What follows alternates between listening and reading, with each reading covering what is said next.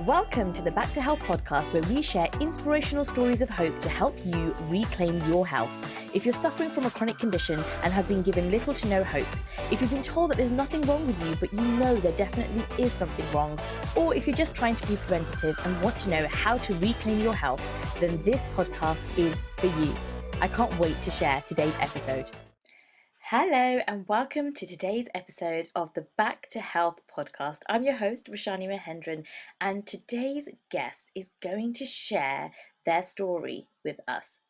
Now, Stepanka has plenty of inspirational stories to share. She's a clinical hypnotherapist, and her first encounter with hypnosis was at university when she suffered from psychosomatic problems. She was sent to the GP and then to hospital. However, nothing indicated that there was anything wrong with her. And this is when she discovered hypnosis, which helped her to overcome those problems in just a few days. Since then, she's gone on to search to help not only herself, but to live a wonderful life and inspire other women to do the same. She went on to study hypnosis, energy healing, NLP, and much, much more. She's here today to share her story with us and to inspire you to reclaim your health. Welcome to the show, Stepanka.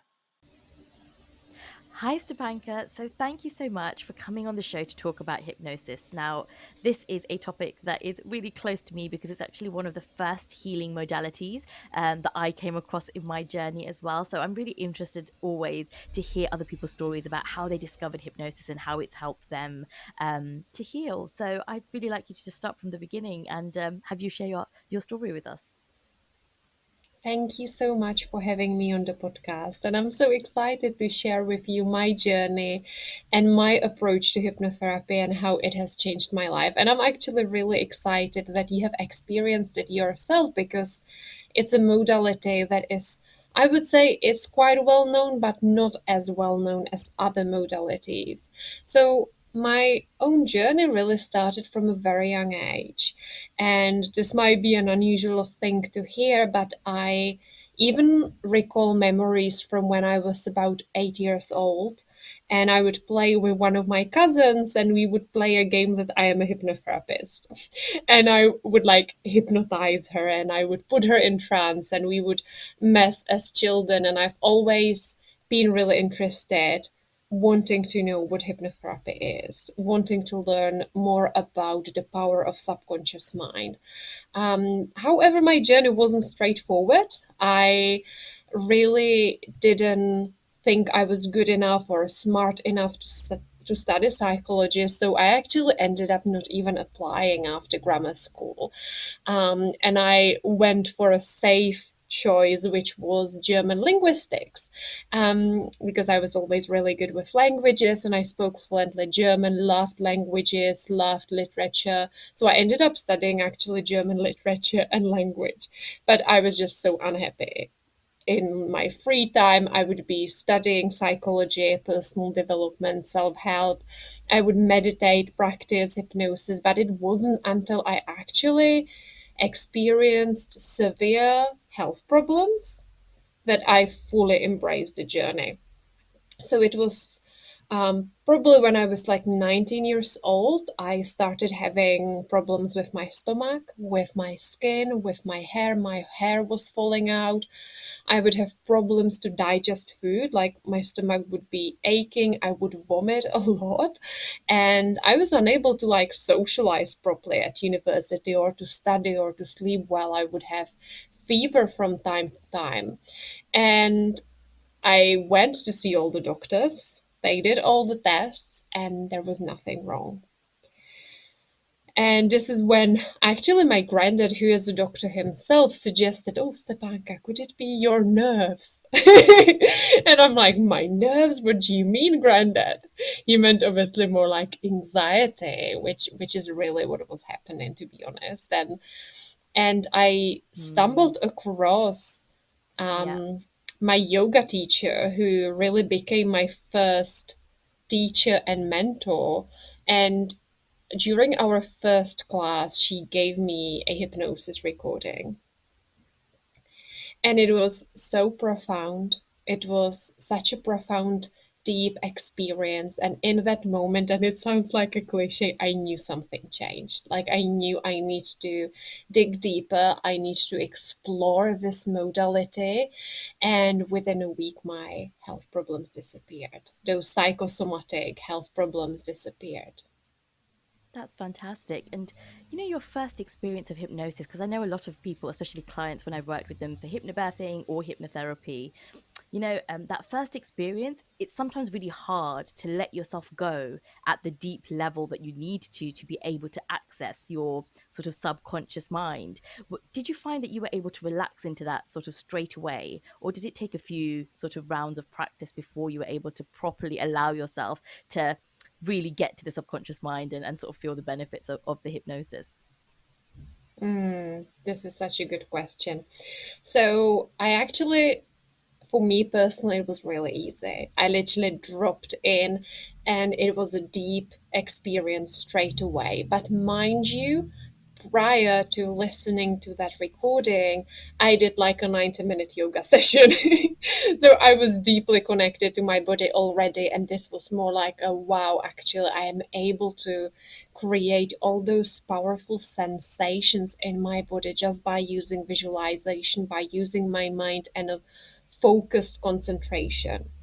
However, this is something I see with clients a lot, that it actually takes a little bit of practice for you to develop that hypnotic muscle, if you like, so that you can go deeper. People often worry to let go, Yeah. and they worry to like go fully into it. And there are usually several reasons for it. And the number one reason usually is they might not be 100% sure what hypnosis is, because it's the kind of modality that's been surrounded by myths and misconceptions for years. And the way it's being portrayed in media and in the entertainment industry, it can seem like something scary. What if I go too deep and I lose control? What if this person can control me? What if I lose free will? Yes. And let's talk about control for a second, because a lot of people think hypnosis is something that somebody does to you. And what people don't understand is Mhm. there is no outside yourself sort of hypnosis. You are the only person that can hypnotize yourself, because you have to allow your subconscious to be open to be able to take on that hypnosis. And maybe you could talk to that a little bit, because I know a lot of people get worried about hypnosis when they think, oh no, I'm handing over the keys, or I'm handing over the control to somebody else. And what if I don't know this person very well? And what if they dive too deep? What if they ask me questions that embarrass me? What if I do something or say something that I don't want to do in front of somebody else? So maybe you could just speak to a little bit about the you are in control and it's self hypnosis. That's how we use it in therapy anyway. Yes, absolutely. Honestly, you have such great questions because I can tell you are educated in hypnosis yourself. So I'm really excited right now. But you are absolutely right. You are not handing the keys over to anyone else. All hypnosis is essentially self hypnosis. So it's not the therapist having special powers over anyone. There is nothing magical about them apart from having the education, but it's about you. You are essentially guiding yourself. It's not me helping my clients to fall asleep if they struggle with insomnia. It's not me helping my clients overcome chronic pain. It is them using the tools I am sharing with them. It's their thoughts, it is their concentration, it is their visualization, the images they play in their heads, it's them affecting their body. And it is an ability we all naturally have. It's like a moment when you drive to work and you are focused on your own thoughts, and all of a sudden you're like, oh, I'm already here. I don't even remember driving past this building or past this shopping mall. I'm already at work. How did it happen? It's literally a Yeah. focused Yeah. concentration. Yeah, absolutely. So I would say you are always in control. You can't ever lose your free will. Of course, there needs to be a certain level of deep trust in that kind of relationship, in a hypnotherapist client relationship. But also, when we look at stage hypnosis, there are principles and steps the stage hypnotists follow to make sure the person who will be on the stage is willing to do a crazy chicken dance or is willing to reveal their secrets. That doesn't happen in a therapeutic Yeah. relationship, therapeutic environment. They even pre-assess the people on occasions and they choose a person who is willing to have fun, who is willing to follow their suggestions, and who came there specifically for that reason. And this kind of a mindset creates a unique environment when someone is willing to do funny things on the stage. That's very different to a therapeutic environment where you are Yeah. always in charge. You can open your eyes and say, I don't like this. A hypnotherapist can't brainwash you if you don't want that, so to speak. Does it make sense? Yeah, and that's that's exactly how I try to explain that to anyone who's a bit hesitant about hypnotherapy, because it's like, oh, but I would always urge you need to build a good relationship with your therapist so that you trust enough to really let your conscious mind just go, and that you can open yourself up to sort of the subconscious mind, but always know that you are in control, and the hypnotherapist cannot control you against your will, because as soon as you want to bring your conscious mind back in and put that gate up if you don't like something, you always have the ability to do so. The other thing I wanted to touch on in hypnotherapy is that sometimes, or very often, in the very first or even second or third sessions, clients often fall asleep in the middle of their hypnotherapy. Especially if they're doing like if they're listening to a track and they're not necessarily communicating back their thoughts, but sometimes they can fall asleep. And I know I've had a few clients in the beginning who are like, I'm really worried that if I get too relaxed I might fall asleep. What would you say to people who might be worried about doing that in a hypnotherapy session? Yeah. So I actually think there is a lot more misconceptions around hypnosis. For example, that for hypnosis to be effective, you need to be extremely relaxed. Or for hypnosis to be effective, the hypnotherapist needs to speak very slowly, very calmly, and then again, or there needs to be a blanket, or you need Yes. to lie down, or you need to be on a reclining chair. Actually, none of this is true. Because if we take as an example athletes, people who do high level sport activities, they often use hypnosis to help them keep going, to help them have a better concentration and better performance. Are they relaxed? No, they are running. They are not Mm. on a reclining chair. They don't even have their eyes closed. The same when we look at clinical use of hypnosis during surgeries. Those patients who are using hypnosis do not feel pain and to use hypnosis as anesthesia, they often have their eyes open. They are even capable of communicating with doctors or surgeons who are operating on them. So I really think we need to reframe what hypnosis needs to look like and what it needs to feel like. There is this conception that, oh, I need to be extremely deep or I need to be almost like unconscious or asleep. So I always educate my clients that hypnosis is very subjective, first of all. If they compare their experience to someone else, it will be different. Second of all, you don't have to lie down, and I actually don't recommend it unless it's Yeah. a sleep hypnosis for insomnia. So I usually recommend that they are in an upright seated position. They can have a cushion behind their back. It will help them stay awake. And also, it's good to remind them that even if their mind wanders off from time to time, it doesn't matter. They can bring it back to the center. They can bring their mind and concentration back to whatever is going on, and it doesn't mean it will spoil the whole experience. If it's during a one on one session, I think it's really good to actually ask the client something, to report back something, or to say their name. Your name is such a powerful word to say, one of the most powerful things to say. Or you can ask them to confirm something. Yeah, so I actually never had a client fall asleep during a session. So I guess the situation I'm using in is slightly different because it's birth hypnosis. So the women Mm. are normally lying down and they're relaxing, and we get the partners to join in as well. And I always find the women are very much following the words and they're trying to keep track of everything and they want to listen to it. And the partners usually fall asleep.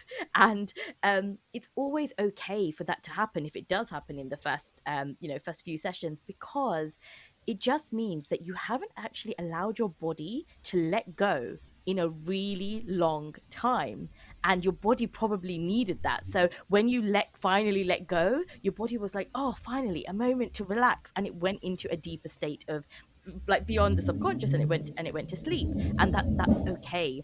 And I've actually had reported like the partners then after our sessions come back and say, I'm getting the best sleep of my life right now after doing these sessions, even though the purpose that we're doing them for is obviously to train for the birth and get the mother ready for the birth, but the partners are benefiting because they're getting such amazing sleep. And then, like you say, once you actually practice hypnosis and are able to go in and out of that situation, you can do all the things you said. Like, I very much remember speaking to the doctors while I was doing hypnosis for birth, and I was able to answer their questions, and people came in and asked stuff, and I was talking, but I was still in hypnosis, and I was, focusing on the things that I needed to do. So when you become more trained or practiced in doing it, it's so much easier to then like flow in and out of those states of hypnosis, and you're very much in control of that because you're controlling which state you are in. So I think for our audience who might not know much about the subconscious mind, or sort of like what it is and why we need to access the subconscious mind, maybe you could just give us a bit of an overview of that. Yeah, sure. And I just want to add a few things to what you've just been sharing. And you are right. Sometimes people've been holding on to so much tension, and Oh, then of they course. experience hypnosis, and all of a sudden, that's such a deep relief that they might fall asleep. Absolutely. And like you said, hypnobirthing is a bit of a different example, and I always compare it to like going to the gym. At the start, it's harder, but if you stick to it and if you train your hypnosis muscles, it becomes easier. And you might know yourself that, for example, if you practice for a while, you can go Yes. in it, so to speak, a lot quicker. Like you don't need a long induction to get into hypnosis. You can actually close your eyes and you can make the decision, I am relaxing, I'm going to hypnosis, and it's way quicker than perhaps when you started. That's so powerful. And I think, yes, that's very true, because you can, as you work with clients, make that induction shorter and shorter. And for anyone who doesn't know what an induction is, it's sort of like the introduction to going into hypnosis. So it's the bit that you use before you actually start the therapeutic work. It's just the part where you get relaxed and start to let the conscious mind drift away and open up your subconscious. So what sort Mhm. of sorry, yeah, let's come back to the subconscious then. So once you've let your conscious mind go, why is it that we need to access the subconscious mind to bring about the therapeutic benefits that we're looking to bring about? Mm. Yeah, so I really see this. There is a lot of school of thought, by the way, on the subconscious mind and the exact relationship. But I really see that the changes are easier to be made when we are in a powerful state of, for example, relaxation or hypnosis. And you can really see it as an iceberg. If you see an iceberg, we see a little bit, we see the tip of the iceberg above the ocean, and then we have got the surface level of the water, and then we have got what is beneath the water, and that's majority of the iceberg. And you can see the bottom of the iceberg, what's beneath the surface, as the subconscious mind. This is where you want to make all the changes.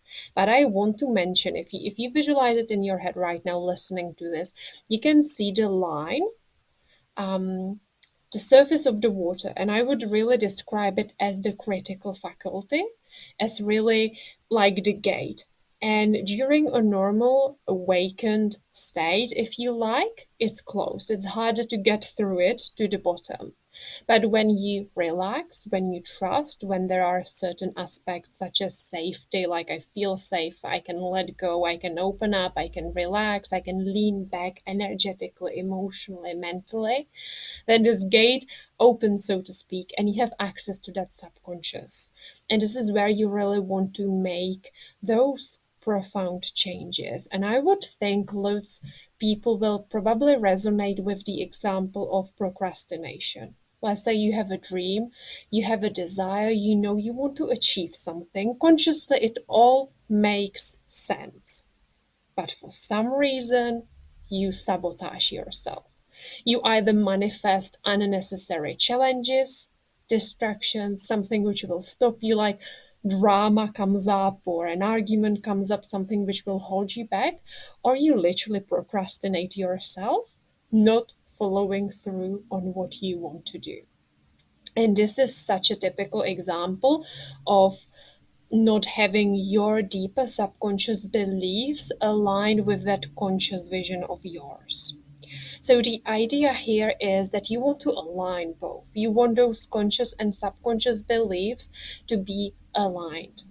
And one of the ways we, so to speak, program our subconscious mind is A, by repetition, and B, which is mostly what happens, that's by having an emotional experience. So when emotions run high, this is when we remember things. This is when things sink deeper. So let's say you might turn on the radio and there will be an old song from years ago. And just by hearing those tunes, all of a sudden you are like, oh my God, I listened to this song when I fell in love for the first time. Or when I was going through this really hard time. And all of a sudden those memories and emotions flood back. And it's because there was an emotion which created that memory, which anchored those moments into your body. So emotions play a really big role here. This is why you might remember a day when your baby was born, because it was filled with and charged by emotions, and you will remember it. When there is no emotion attached to anything, then you will hardly remember it. Like if I were to ask you what you had for breakfast or for dinner last week, Thursday, the chances you might not remember unless something special happened, unless your partner proposed to you, unless you had a bad argument with your partner or your kid did something silly. Then it will be embedded into your mind. However, this goes, the same happens with unpleasant experiences. This happens with childhood experiences. This happens with, things that created those unwanted beliefs. And that's why I don't call them just beliefs, but I call them emotional codes. Oh, I love that. That's really powerful because I think what many people, I think it's become more prevalent knowledge, but many people may not be aware that we actually build up that subconscious mind is open for the first 6 to 7 years of our life. So there is no conscious mind, there is no gate in the beginning. And so a child, that's why a child's able to absorb everything so easily, and that's why they're so impressionable, is because they don't have this conscious gatekeeper fact checking what's coming through the door. So we say there's someone called Santa Claus, and he comes through the chimney at nighttime and leaves you presents. And a child is wide open. They're conscious. They don't have a conscious mind to think, how does that make sense? I don't even have a chimney in my house. Like, children don't have that logical thinking yet. They don't have the ability to do the critical thinking. So the child believes what you've said, and that memory or that belief is stored in the subconscious mind. And then a few years later, when they're 7, 8, 9, and they're starting to think critically, and they're like, wait, how does Santa come through? Because there is no chimney in the house, and they've got the ability to actually start filtering what's happening. But what happens is, a lot of, even if a child has an amazing childhood, there can be misunderstandings that happen where they have taken something to mean something, even if that was not the intention of how it was meant. So, as an example, let's say there are two siblings, and one sibling is allergic to dairy, and the other sibling can have dairy. So, the mum always gives the sibling that's not allergic to dairy yogurt, and the other sibling doesn't get yogurt. And now, that child, if no one has explained to that child why they can't have the yogurt, they will start to think, maybe my mom doesn't like me as much as she likes the other child. Maybe I'm not as special as the other child because I'm not getting this colorful, fun yogurt that my sister or my brother is getting. And they can start to build beliefs that they have just inferred from the environment because they can't think what could be any other reason that I am not getting the same thing that my sibling is getting. And so they could grow up their whole adult life with that belief and carry this thing around that they're not as important or not as special as the other sibling because they were treated differently without understanding their mom or dad was actually saving their life by not giving them the dairy. And so, even if you consciously say to that person, the reason why that happened was because you were allergic and so your mom was looking after you, although they can understand it at a conscious level, they may not accept it at a subconscious level because in their body and in their memories, they have already coded them. Like you said, they've already got the emotional code, which says, my mom doesn't like me as much as my mom likes my sibling. And so sometimes we have to open that gate and go back into the subconscious to go and update that code to say, my mom loves me so much. She was protecting me from getting an allergic reaction to the dairy, and heal that misunderstanding or heal the reason that that situation has happened. Now, I'm really simplifying that just to give a very simple analogy of how we might use it, but there's lots of other instances much more traumatic than the one I've given where this would apply because we have inferred things, or they genuinely were traumatic and they genuinely were things that harmed us, and we have then created an emotional code to protect ourselves and keep us safe. So could you speak to Mhm. us about the different types of situations? Because I guess people might think hypnotherapy is only something you can use for emotional issues or things that are related to emotions. But are there other situations where we can use hypnotherapy like successfully as well? Yes, absolutely. So, literally, just going from like the basic applications of hypnosis, I would cover anything in regards to struggling with falling asleep, insomnia, having interrupted sleep, getting up in the morning. You can easily program yourself to get up at certain time in the morning, which I find extremely beneficial. It can be pain management. I have a few clients who I help with chronic pain as well. So hypnosis can be an incredible tool. This is where like you get to see such tangible results very quickly.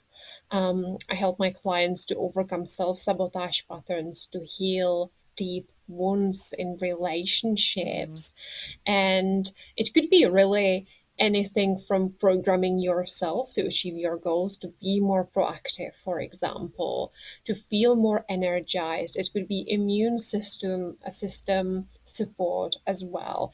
And for me personally, like the biggest, I would say, mind blowing experiences were my health problems, but in the same time, they were connected to anxiety, to nervousness, to being an overthinker, to being a chronic people pleaser. So, all of these things can be also I would say, healed or overcome by the application of hypnotherapy. But why I have personally chosen hypnosis as like one of the key modalities I use is because it is an empowered tool. Like we said, it's self hypnosis. So it's almost like you are tapping into your own resources here. It's not you being addicted to having therapy or being dependent on a therapist or a coach. It is really about you acknowledging your own resources and how you can be in charge, how you can shape your own reality, how you can shift your perception, how you can choose to see things differently by the use of hypnosis. For example, choosing to see things from above, choosing to see them from a different perspective, being able to reframe things, and being able to process and heal emotional wounds as well.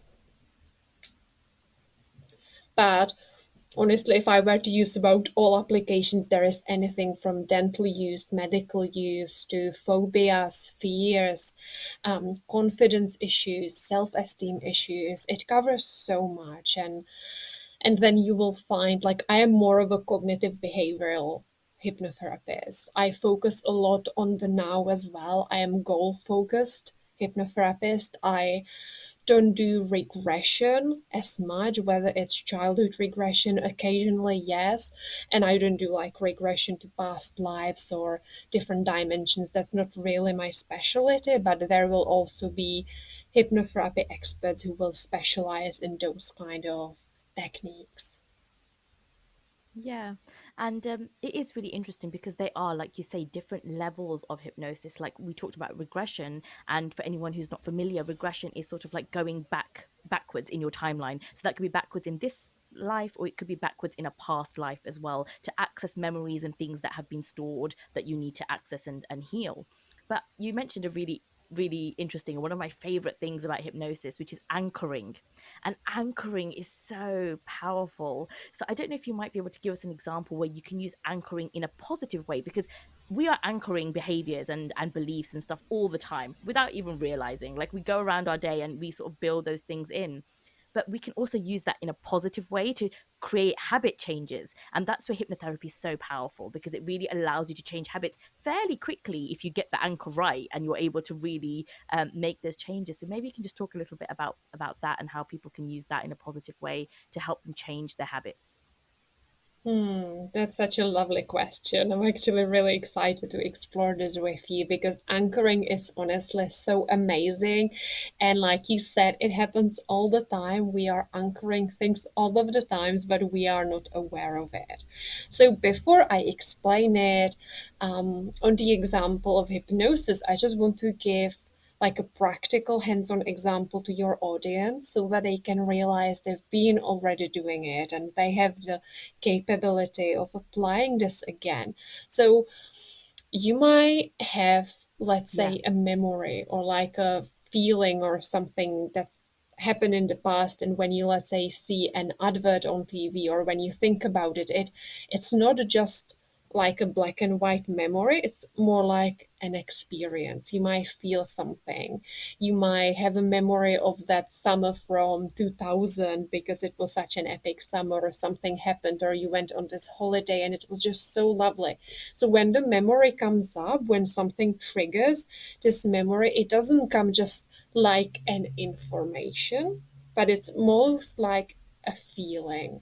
Like you might recall details. You might remember that perhaps you and your family bought ice cream every single afternoon in this shop during this holiday, or it might be a specific memory of a particular evening when it was just everything felt perfect. Everything seemed amazing. You were chilling on your balcony drinking red wine and you watched the sunset. Like there will be particular like colorful kind of memories that come up. And for someone it can be more auditory, hearing things. For another person it might be more visual. For someone else it might be more just like a feeling in the body. So I would call it like a rich memory. So that's a positive one. We can have negative ones as well, a memory of an unpleasant experience, and it comes up with all those rich memories, colorful memories. And you can actually do this by yourself. You can anchor, literally, like I would describe it like a ground. You can ground a memory, a feeling, an emotion into your body, a positive, a good feeling, uplifting memory, and then you can activate it. So let's say when I was studying hypnotherapy, I started experiencing like different anchors and I was experimenting with different techniques. So I set an anchor on my elbow. I will explain that as well. For once, I have a successful practice. So I was just a student, just starting out, and I created a visual, auditory, and feeling kind of an anchor in my body. For once, I have a beautiful, successful practice. I'm seeing clients. And I used it throughout my hypnotherapy course for the 2 years when I was studying clinical hypnosis as a motivation button. So we can see it as a button, and my button was literally placed on my body. You can do that. You don't always have to do it in this way. But for me, a physical touch was like a good tool, like a good trigger. So by me touching that spot, ideally a place on your body where you don't like touch yourself all the time because then it won't feel special, and you activate it. You might remember um, 9/11, for example. So many of us remember it when we heard about it on the TV because it was something like we never heard before. Like it was such a horrible, horrific news. And I remember the moment when I turned on the TV and I saw what happened in New York, and I remember who was in the room. I remember what was going on that particular day because that memory was so emotionally charged that it got anchored into my body. So many people will remember and will relate to this particular Yes. example because we were not used to hearing news like this, right? Yeah. Yeah, exactly. So that's an example of an anchor. So for me, particularly, I set up an anchor to feel motivated for those moments when perhaps I don't feel like studying hypnosis or when I feel like, oh my God, is it ever going to happen? So I created a positive one. What you need to remember with anchoring things into your body is that it needs to be emotionally charged. Your anchor won't be strong enough or won't last long enough if you don't feel those emotions. You can't really fake it here. This is why hypnosis is so good because you open yourself up, you relax yourself, you lean back energetically, and you can create those beautiful feeling, high vibrational emotions in your body when you like see it. You see that scene, you see that goal you would like to experience. You hear it, you focus on what you can hear or what you would hear if it was your reality right now. Then you will be like, oh, what would I maybe smell? Maybe I can try to imagine if there would be anything I could smell. Maybe there will be other people. So you want to make it as colorful, as vivid as possible for you. For people who struggle with visual things, literally just tell yourself in your head what that would be like. You don't have to get stuck on the idea, oh, I need to see every single detail. Not at all. It's more about the feeling. For me, I am a visual person, so I like to imagine like who would be there in the room if I was celebrating this, let's say me qualifying as a hypnotherapist back then. Or you might think about what would I be wearing. So you want to choose a couple of details which will help you to anchor it. And another example how you could anchor something, and I actually really enjoy this technique, is through music. You can choose a song and you can visualize and you can trigger those kind of feelings, memories while listening to this song and anchor it through the melody, through that song. And every time you want to bring those feelings back up, you will go and listen to this song. So that's usually what happens often without us even knowing with music.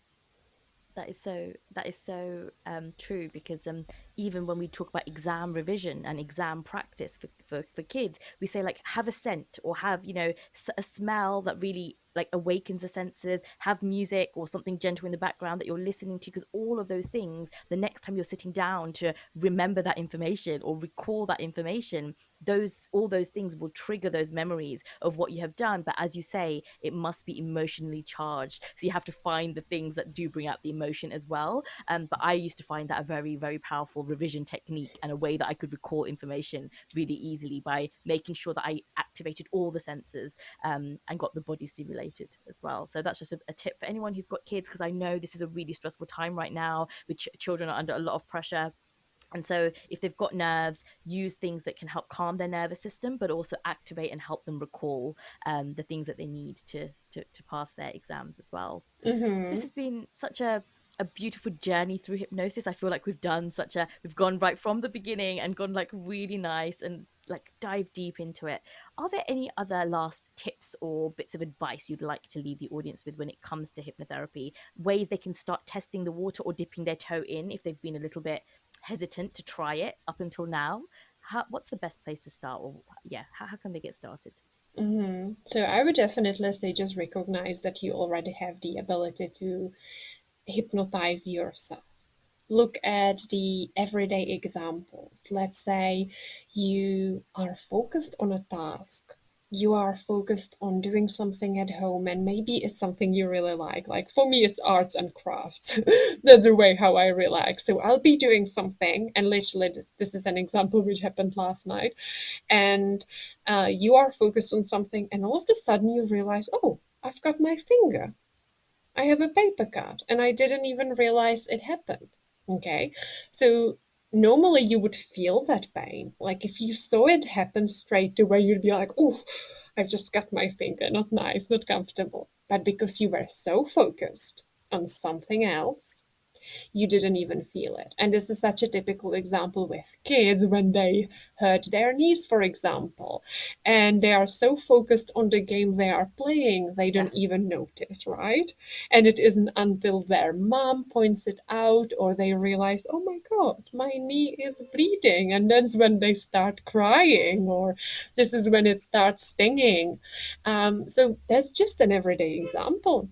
So that's a typical example of everyday spontaneous hypnosis. Basically, it is a focused attention. Your mind was focused on something totally different.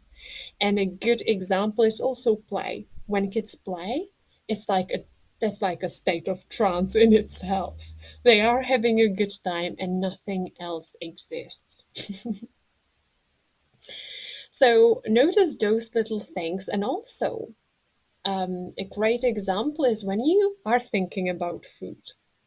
Let's say you are hungry and you're like, oh, I can't wait until the restaurants open next week in England. Like, I'm going to go and get my favorite meal there. Like, you will notice your mouth starts watering. Like, the typical example is to close your eyes and visualize cutting a slice of lemon, and then you see the lemon, you feel the texture in your fingers, and then you put it on your tongue and you suck the lemon juice, and automatically, without you even wanting, your mouth will be responding to it. So basically nothing is happening, you are not doing anything.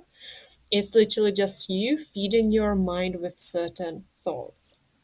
Another great way to look at hypnosis and how actually we use our mind every single day is when people get tattoos. So basically, you are getting hurt with a needle for hours on. Okay, but because there is the idea of having a result, you don't see the needle as anything dangerous to your health. You will willingly sit through the pain, and the pain feels differently to what, let's say, a blood test Yeah. would feel like. The pain feels totally differently. There is different mindset, there are different thoughts around it. And again, you are just altering your experience. And that's like a great way just to recognize it's an everyday thing. It's not anything special, it's not anything mysterious, it's actually very safe for me to do. So, if I already have those natural abilities, what if I started exploring it a little more? What if I started visualizing in the evening, getting up in the morning at a particular time feeling refreshed? What if I just spent 2 minutes in bed just visualizing the next morning and see how your body starts responding? It could be, you could play with the typical hypnosis tests, closing your eyes and visualizing that you have got a heavy dictionary on one hand and a balloon below the other one, and see whether you can just, with your eyes closed, move your hands, for example. Just little hypnotic tests like this.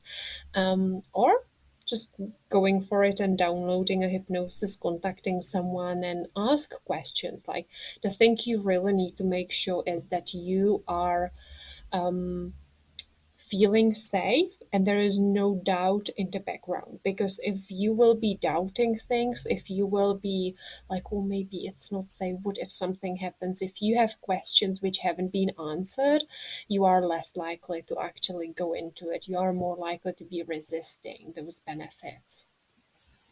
Yes, I totally agree with that. It is very important that you feel very informed and understand what it involves. And hopefully, this episode, I think Stepanka's given us such a great journey through hypnosis that this episode has helped to answer some of those questions and help to bring some of the ideas around what hypnosis is and how it works and how it can support you. And all we're saying here is your thoughts, you're thinking them like all the time.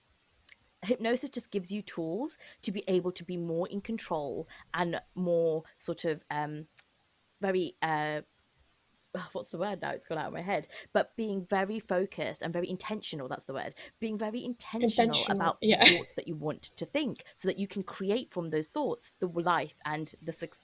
Exactly. The life and the success that you want to create. So that's really what hypnosis is and the power of what it can unlock for you. Thank you so much, Stepanka, for sharing all of that. Where can our audience find you if they would like to learn more? Honestly, this interview has been so much fun. Thank you for asking the best questions. I don't always get asked all the good questions around hypnosis, and I love answering it. So thank you for this opportunity. And I have got a few places where you can find me. I am on Instagram at New Earth Woman. It's like a movement I am creating for women. I call it the New Earth Woman movement. And I also have a free Facebook community called New Earth Women. And that's a place where I share free advice. I do regular trainings, and actually next week I am doing a self hypnosis training as well. So that's a place where I share a lot. And yeah, I would say these are the best places. I also have a podcast called the Inner Glow podcast. That's about coaching, mentoring, spirituality, hypnosis, and changing your life. And about, for me, what I call embodying the new earth woman archetype, really the woman who is here to help you up level and create the life you desire. And if you want to check out my website, it's hypnocoaching.me. Lovely. We will link all of those links in the show notes. So make sure you do check out Stepanka's work and join her free Facebook group. If you're even a little bit curious about hypnosis after listening to our podcast today, then I'm sure that will be a wonderful platform for you to start your journey. It's been a pleasure, as I said, and I hope we do this again another day because it has been so much fun. Thank you, everyone, for listening. Make sure you stay happy, stay safe, and stay informed. And I'll be back for another episode of the Back to Health podcast very soon. Thank you so much for listening to today's episode. If you would like any of the links or the show notes, you can follow them in the description below. And for more episodes of the Back to Health podcast, please be sure to follow us on YouTube, or you can follow us on Spreaker, where we host our podcast. Thanks again, and I look forward to joining you for another episode of the Back to Health podcast. Until then, stay healthy, stay happy, and stay informed.